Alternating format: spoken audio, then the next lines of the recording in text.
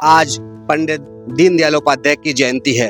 आज 25 सितंबर है और आज के दिन ही उनका जन्म हुआ था और इस लिए मुख्यमंत्री विष्णुदेव साय ने उनकी जो प्रतिमा है वो सभा ठाकरे परिसर में उनकी प्रतिमा के समक्ष उनको पुष्पांजलि अर्पित की है और उन सभी ने याद किया है। बता दें कि पंडित दीनदयाल उपाध्याय जनसंघ के बड़े नेता थे और जनसंघ ही बाद में बीजेपी के रूप में परिवर्तित हुई है। इसके अलावा दीनदयाल उपाध्याय का नाम एकात्म महामानववाद और अध्यात्म के लिए भी जाना जाता है। उन्होंने सनातन की संस्कृति को आगे बढ़ाया और युगों के युगानुकूल उसको किया हुआ है।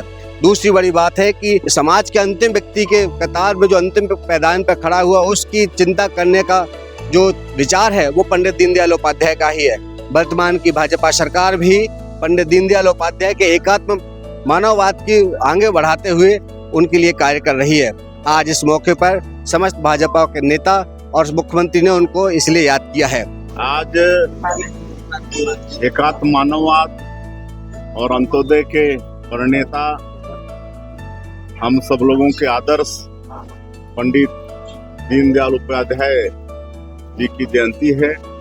आज हम सब लोग उनको नमन किए हैं, उनको विनम्र श्रद्धांजलि अर्पित किए हैं और माननीय दीनदयाल जी ने अंत्योदय पर जोर दिया।